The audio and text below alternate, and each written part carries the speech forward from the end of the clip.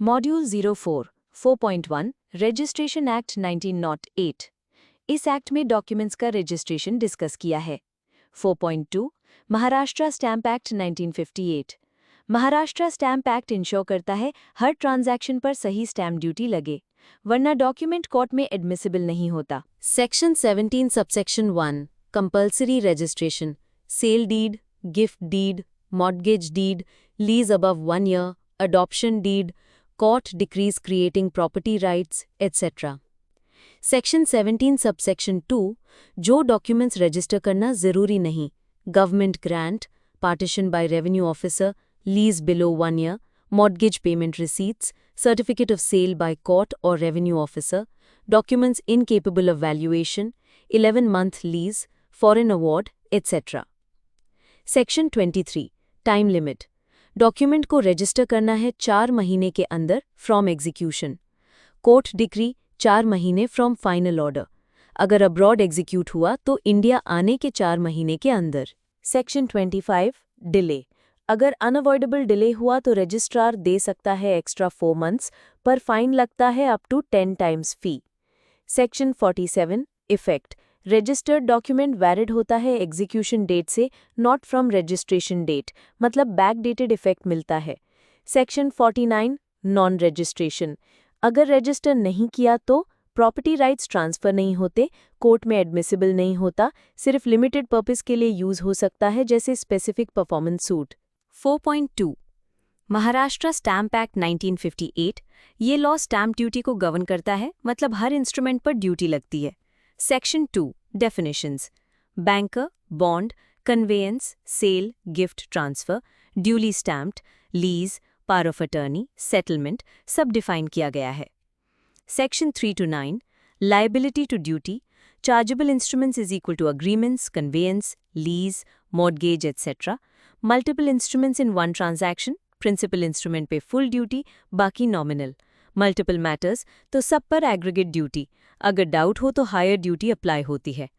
Government securities और notified instruments को exemptions मिल सकती हैं। स्केड्यूल 1 रेट्स, कन्वेयंस 5 से 7% प्रॉपर्टी वैल्यू का, लीज, रेंट और टर्म पर देखा जाता है, अग्रीमेंट फिक्स 200 रुपये है, पावर ऑफ अटॉर्नी फिक्स्ड या एड वैलोरम होता है, मॉर्टगेज लोन प्रॉपर्टी वैल्यू पर देखा जाता है। Section 9A 9B state duty reduce कर सकती है जैसे अफोर्डेबल हाउसिंग और ई स्टैंपिंग अलाउ करती है। सेक्शन 10 से 16 kinds of stamps, adhesive stamp छोटे ट्रांजैक्शंस के लिए जैसे अग्रीमेंट, रिसीट, इम्प्रेस्ड स्टैम्प बड़ा ट्रांजैक्शन जैसे sale deed, lease, stamp paper पर, ई स्टैम्प अब इलेक्ट्रॉनिक फॉर्म में। सेक्शन 11 से 12 एडहेसिव स्टैम्प यूज और कैंसिल करना जरूरी है, वरना डॉक्यूमेंट इनवैलिड हो जाता है। Under section 11 adhesive stamp use और कैंसिल करना जरूरी, वरना डॉक्यूमेंट इनवैलिड हो जाता है।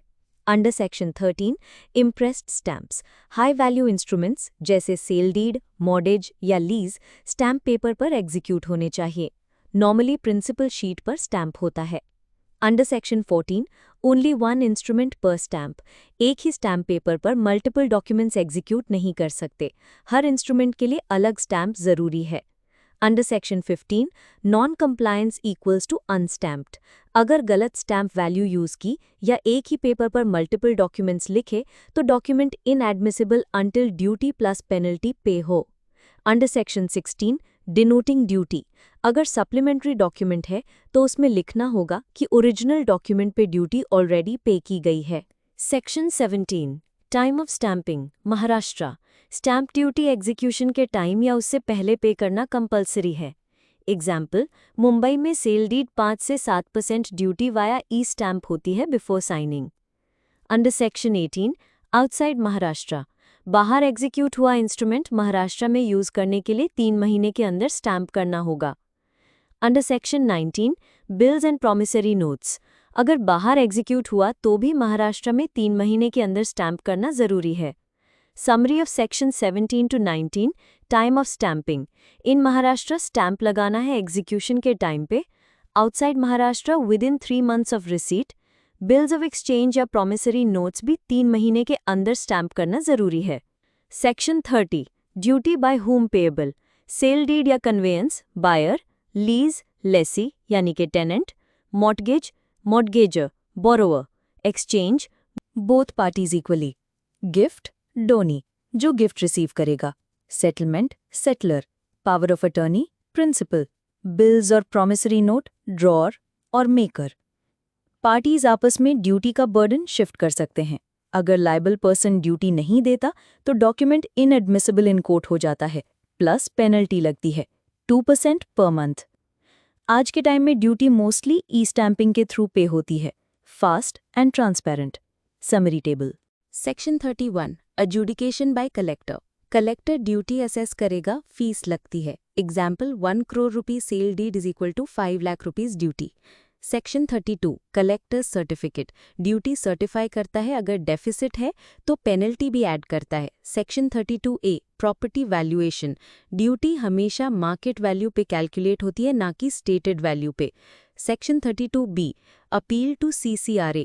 कलेक्टर के डिसीजन के अगेंस्ट 60 डेज के अंदर अपील कर सकते हो। Section 32C revision by CCRA। अगर एरर है तो CCRA रिवाइज कर सकता है after hearing. Section 33 examination and impounding. अगर इंस्ट्रूमेंट अंडरस्टैम्प्ड है तो पब्लिक ऑफिसर उसे इम्पाउंड करेगा। सेक्शन 34 इनएडमिसिबिलिटी। अंडरस्टैम्प्ड इंस्ट्रूमेंट कोर्ट में एडमिसिबल नहीं होता जब तक duty plus penalty 2% per month पे ना हो। Section 35 no challenge post payment. एक बार पेनल्टी प्लस ड्यूटी पे करने के बाद इंस्ट्रूमेंट एडमिसिबल हो जाता है, स्टैंपिंग को चैलेंज नहीं कर सकते। Section 36 improper admission. अगर गलती से डॉक्यूमेंट एडमिट भी हो गया, बाद में स्टैंपिंग को क्वेश्चन नहीं कर सकते। Section 37 collector's action. अगर डेफिसिट ड्यूटी है तो collector duty plus penalty assess करेगा और पेमेंट के बाद डॉक्यूमेंट सर्टिफाई करेगा। Section 38-39 refund of penalty and stamp endorsement. अगर मिस्टेक अनइंटेंशनल है तो पेनल्टी रिफंड हो सकती है। पेमेंट के बाद कलेक्टर एंडोर्स करता है कि डॉक्यूमेंट ड्यूली स्टैम्प्ड है। Section 40-41 accidental understamping. अगर गलती से कम स्टैम्प लगा है तो सिर्फ डेफिसिट ड्यूटी देना होता है, पेनल्टी नहीं। Section 42 prosecution. Wilful evasion equal to prosecution plus penalty plus jail तक हो सकता है। Section 43 good faith payment. अगर गुड फेथ में कम स्टैम्प लगा है तो पेनल्टी नहीं लगती। Section 44 recovery.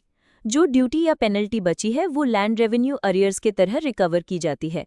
Section 45-46 refund and non payment. अगर एक्सेस ड्यूटी पे हो गई है तो रिफंड पॉसिबल है, एप्लीकेशन देनी होती है।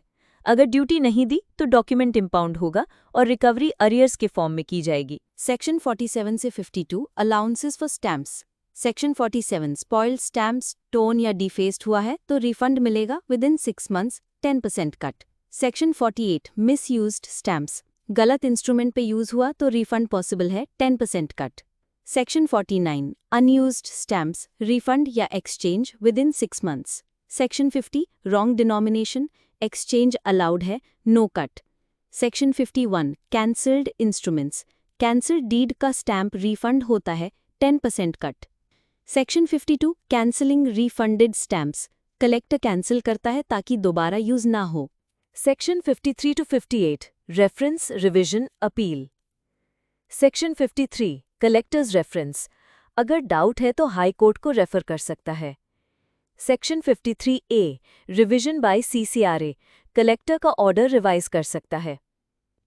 Section 54 appeal to CCRA। 60 days के अंदर अपील कर सकते हो ड्यूटी या पेनल्टी के अगेंस्ट।